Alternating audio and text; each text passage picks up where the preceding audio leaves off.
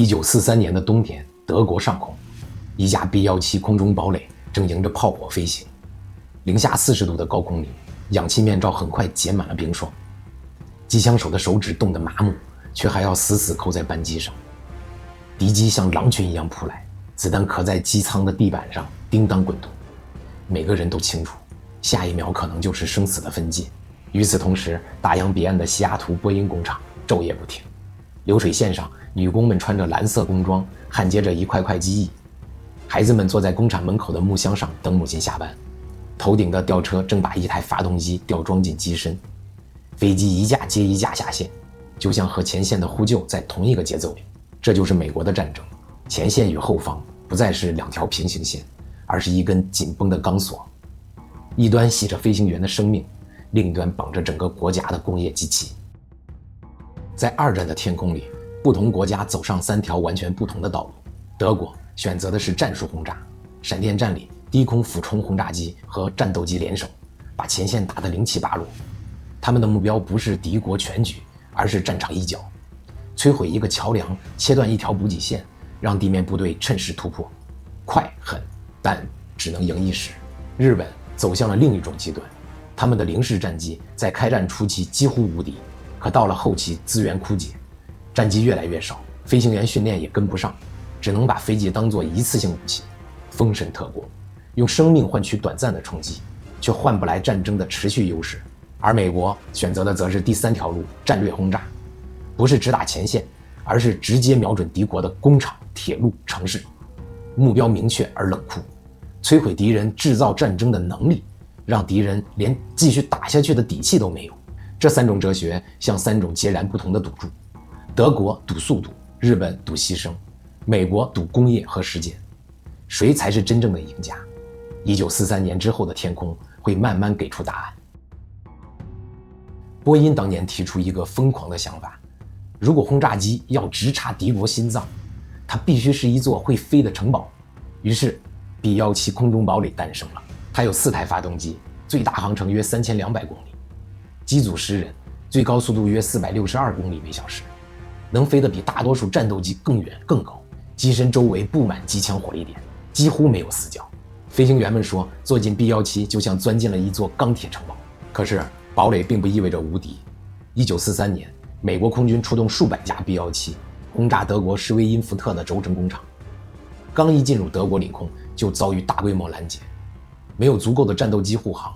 BF-109和 FW-190像狼群一样猛扑上来。那一天，美军损失了60多架 B-17，上千名机组成员再也没有回来。幸存的飞行员回忆，在零下40度的高空，氧气面罩几分钟就会结霜，呼吸就像吞刀子，机枪手的手指冻在扳机上，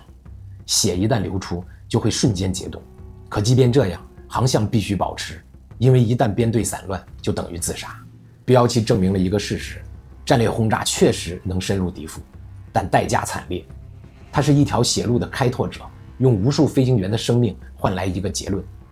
如果美国想让战略轰炸真正压垮对手，就必须有一架更先进、更高效、更致命的轰炸机。而这条路最终通向了 B-29超级堡垒。如果说 B-17是开路的钢铁城堡，那 B-29就是彻底改写规则的超级堡垒。这架飞机不仅仅是2战的产物，它更像是美国工业和科技合力的象征。B-29的3大突破几乎重新定义了轰炸机。第一，加压舱座，它把高空变成了可居住的空间，飞行员不用再戴着沉重氧气面罩挨冻，而是能在9000米的高空像坐民航机一样呼吸。机组之间通过一条狭窄的加压隧道穿越炸弹舱，就像在钻通风管道。第二，遥控炮塔，射手不再顶着寒风开火，而是坐在舱内，使用通用电气开发的光学瞄具控制电动炮塔，火控计算机会自动修正弹道。有人说，那感觉就像在玩一场空中电子游戏，只不过子弹是真的。第三，超远航程， B-29靠的是4台莱特 R3350 发动机，每台能爆发出2000多马力，相当于4辆坦克同时在机翼下咆哮。有了这样的动力，它能一次飞5000多公里，从马里亚纳群岛直接飞到日本本土，再飞回来，还能带上9吨炸弹，这让它成为当时唯一能跨越太平洋把战争直接送到敌人家门口的轰炸机。可惜这些发动机也有臭脾气，它们动力强大，却极易过热，甚至会在半空中突然起火。很多飞行员调侃，在 B-29 上最可怕的敌人不是日本，而是脚下的引擎。正是这3大突破，让 B-29 第一次把战略轰炸从理论推到了全球尺度。为了这架飞机，美国投入了前所未有的资源。这是一个比原子弹还昂贵的项目，总花费超过30亿美元，是当时美国历史上最大的航空工程。波音、西雅图、威奇托、奥马哈、马里埃塔4大工厂昼夜不停，数十万工人3班倒，把飞机一架接一架地推下线。1945年春天，李梅将军下达了一个冷酷的命令， B-29 不再高空精确轰炸，而是夜间低空对东京倾泻燃烧弹。那一夜，300多架 B-29 从马里亚纳群岛起飞，黑暗中掠过东京上空。机组透过舷窗看到脚下是一座正在熟睡的城市。几分钟后，炸舱门打开，数十万枚燃烧弹像火雨一样倾泻而下，木质的街区瞬间点燃，火焰相互吞噬，烈风卷起火舌，把空气卷成漩涡。机组成员回忆说，他们甚至能感受到火海产生的热浪，把飞机往上推起。从高空俯瞰，东京整座城市就像一块巨大的木炭，黑红交错，裂开一道道火线。仅仅一个夜晚，10万人死于火海。这场浩劫比广岛原子弹的直接伤害还要惨烈。对飞行员来说，这不仅仅是一场任务，而是亲眼目睹一座首都被焚毁的过程。几个月后， B-29 又被推向历史最黑暗也是最决定性的一刻。1945年8月6日清晨，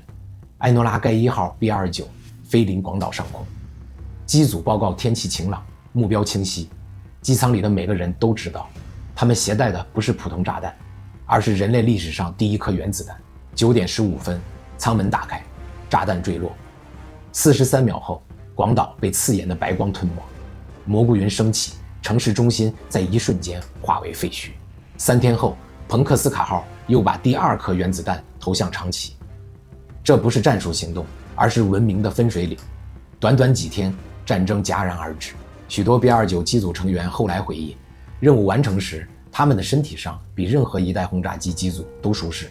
在加压舱里呼吸顺畅，不再受冻，但心里的重压前所未有，因为他们明白自己按下的不是一次投弹按钮，而是一段人类历史的终点。2战末期，德国确实有喷气式战斗机 ME-262， 日本也有风神特工，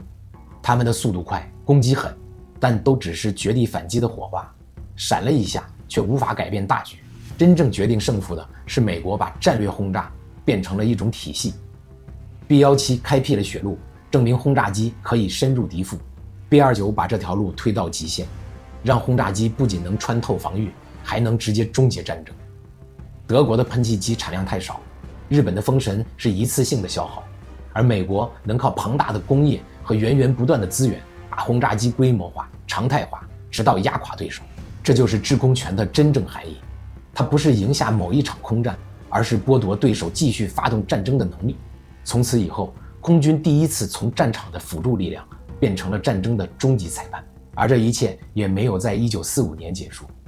B-29的逻辑直接延续到冷战，催生了 B-52战略轰炸机，开启了核威慑的新纪元。可以说 B-29不仅结束了一场战争，更定义了未来半个世纪的战争模式。天空从此成为左右世界秩序的最高舞台。所以你会发现，波音靠着 B-17和 B-29把天空彻底变成了战争的决胜场。B-17是血路开拓者，用牺牲证明战略轰炸的可能。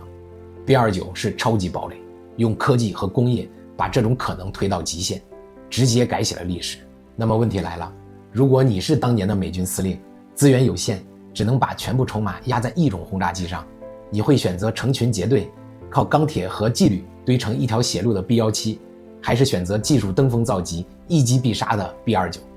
在评论区告诉我你的答案，你觉得哪一架才是美国2战胜利的真正象征？下一次我们把目光转向太平洋，看看格鲁曼的舰载机是怎样守住航母，赢下一整片海洋霸权的。